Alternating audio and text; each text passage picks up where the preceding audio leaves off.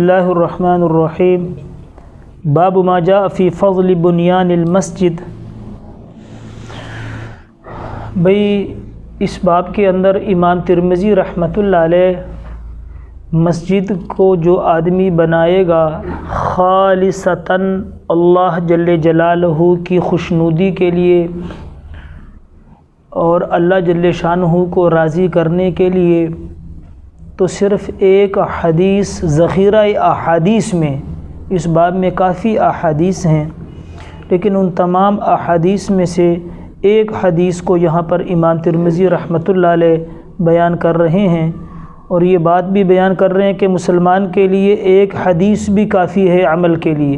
اور جس نے عمل نہیں کرنا اس کے لیے آپ ہزاروں حدیثیں پیش کر دو، جس نے عمل نہیں کرنا اس نے خرابیاں ہی نکالنی ہیں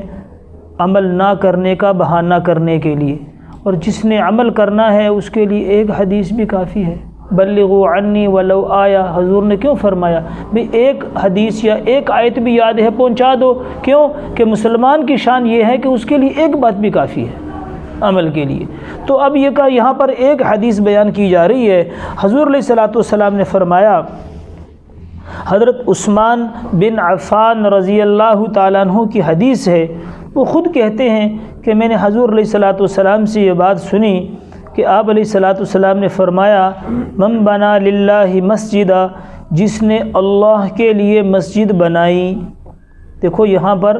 بنائی، من بنا، بنیا بنانا، للہ اللہ کے لیے، یہ بات اس کی طرف اشارہ کر دیا۔ علامہ ابن جوزی رحمۃ اللہ علیہ نے لکھا ہے کہ جس آدمی نے مسجد بنائی اور اس پہ اپنے نام کا کتبہ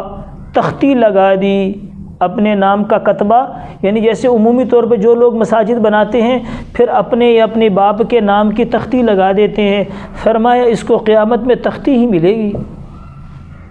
اس کو قیامت میں تختی ملے گی، کیونکہ حضور علیہ الصلوۃ والسلام کی حدیث سے مبارک ہے، فرمایا قیامت میں ایک اعلان اللہ کروائیں گے، اور وہ منادی ایسا اعلان کرے گا کہ پورا محشر اس کو سنے گا، اور وہ اعلان کیا ہوگا کہ اللہ جل جلالہ فرما رہے ہیں جس نے دنیا میں جو عمل جس کے لیے کیا اسی سے جا کے اس کا اجر لے لے، میں تو اس عمل کا اجر دوں گا جو خالصتاً میرے لیے۔ اسی لیے رمضان کے روزہ کے بارے میں فرمایا کہ وَالصَّوْمُ لِي وَأَنَا أُجْزَى بِهِ، کتنی بڑی بات فرمائی، وَالصَّوْمُ لِي وَأَنَا أُجْزَى، مجہول اجزا بھی ہے، اُجْزَى بِهِ، اُجْزَى بِهِ۔ بعض مفسرین اور محدثین کہتے ہیں کہ رمضان کا روزہ یا کوئی بھی روزہ جو مسلمان رکھتا ہے، کیونکہ روزہ ایک ایسی چیز ہے جب تک آپ ظاہر نہ کرو تو یہ آپ کے اور اللہ کا معاملہ ہے، پوشیدہ رہتے۔ جب آپ ظاہر کرو گے کہ بھی میرا روزہ ہے تو ٹھیک ہے، اگر آپ ظاہر نہ کرو تو کس کو کیا، نماز آپ پڑھو گے نہ بھی کرو تو لوگ دیکھتے ہیں، زکوٰۃ آپ دو لوگ دیکھتے ہیں، حج آپ کرو گے لوگ دیکھتے ہیں، لیکن روزہ ایسی چیز ہے کہ جب تک آپ ظاہر نہ کرو تو اس لیے اس کو کوئی معلوم نہیں کر سکتا، اسی لیے صرف روزے کے بارے میں فرمایا وَالصَّوْمُ لِي وَأَنَا أُجْزَى بِهِ، کہ روزہ میرے لیے رکھا ہے اور میں اس روزے کے بدل میں خود اپنے آپ کو اس کو دے دوں گا، من کان للہ کان اللہ لہ۔ تو فرمایا کہ اللہ کے لیے مسجد بنائے، اور مسجدن کو نکرہ لے کر آئے ہیں کہ بڑی چھوٹی کی کوئی قید نہیں۔ انس بن مالک رضی اللہ عنہ کی روایت میں کان صغیرا او کبیرا، کہ بڑی ہو یا چھوٹی ہو، اور حضرت عثمان غنی رضی اللہ عنہ کی ایک روایت مسند دارمی میں جلد نمبر 1 صفحہ نمبر 325 پہ ہے کہ وہ مسجد ولو کفحظ قطاط، اگرچہ وہ بٹیر یا چھوٹے تیتر کے انڈا دینے کی جگہ، یعنی جو بٹیر کا گھونسلہ ہوتا ہے چھوٹا سا جس میں بٹیر اور تیتر وغیرہ اپنے انڈے دیتے ہیں، فرمایا حضرت عثمان غنی عنہ کی روایت دارمی جلد نمبر 1 صفحہ نمبر 325 پہ ہے کہ اگر وہ بٹیر یا تیتر کے انڈا دینے کی گھونسلے کی جگہ اتنی مسجد بھی ہو، اللہ اس پر بھی اجر عطا فرمائے گا۔ اسی لیے نکرہ فرمایا کہ اتنی چھوٹی بھی ہو، اللہ تو اخلاص کو دیکھتے ہیں۔ فرمایا کیا کرے گا، بن اللہ لہ مثلہ فی الجنہ۔ اب یہاں پر مثلیت مراد نہیں ہے، مثال کے طور پہ ایک آدمی نے 5 مرلے میں جگہ مسجد بنائی تو اللہ جل شانہ بھی اس کے لیے 5 مرلے میں بنائیں گے؟ نہ، فرمایا یہ اپنی شان اور اپنی حیثیت کے مطابق بنائے گا، اللہ اس کو جنت میں جو دے گا وہ محل ہوگا، حویلی ہوگی، بڑی کوٹھی ہوگی، فرمایا حاتم تائی کے پاس ایک آدمی آیا، اس نے کہا حاتم تائی سے بھئی میری ضرورت ہے، مجھے 2 درہم دے دو، تو حضرت نے 200 درہم دے دیے۔ تو وہ جب چلا گیا تو خادم نے کہا اس نے 2 درہم مانگے تھے، آپ نے 200 دے دیے۔ کہا اس نے اپنی مجبوری اور اپنی ضرورت کے بقدر مانگا، ہم نے اپنے حوصلے کے بقدر دیا۔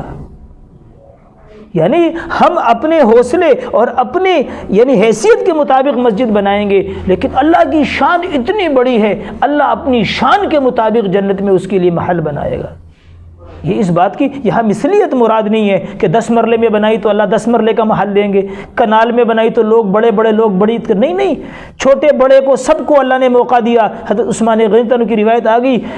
تیتر بٹیر کے گھونسلے کے بقدر بھی کوئی مسجد بنا لے، اتنی بنا لے جس میں 1 آدمی نماز پڑھ سکتا ہے، جماعت ہی نہیں ہو سکتی، 2 آدمی بھی نہیں کھڑے ہو سکتے۔ اللہ کی شان ایسی ہے، اس کا اخلاص۔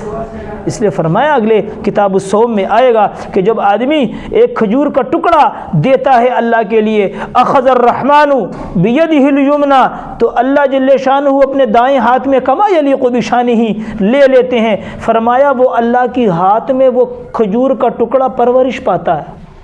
بڑھتا ہے۔ تو صحابہ نے دیکھا یا رسول اللہ یہ کیسے؟ فرمایا بھئی جیسے تم گھوڑا کے بچہ پالتے ہو وہ آہستہ آہستہ بڑا ہو جاتا ہے، اونٹنی کا بچہ پالتے ہو وہ اونٹنی کا بچہ آہستہ آہستہ بڑے ہو کے اونٹنی بن جاتا ہے۔ تو صحابہ نے کہا یا رسول اللہ ہوتا ہے؟ فرمایا اللہ کے ہاتھ مبارک میں بھی وہ کھجور کا ٹکڑا بڑھے گا، اور جب قیامت کو وہ اللہ سے ملے گا اور اللہ اس کو دیں گے تو حضور نے فرمایا احد کے پہاڑ سے وہ کھجور کا ٹکڑا بڑا ہوگا، اتنا بڑا ہو چکا ہوگا۔ یعنی یہ اللہ کی شان بتائی جا رہی ہے کہ اللہ اپنی شان کے مطابق دیتے ہیں۔ یہ جنت دنیا میں مسجد اللہ کے لیے جو بنائے گا، اللہ اپنی شایان شان اس کو جنت میں محل بنا کے دیں گے۔ تو جیسے ہمارے مال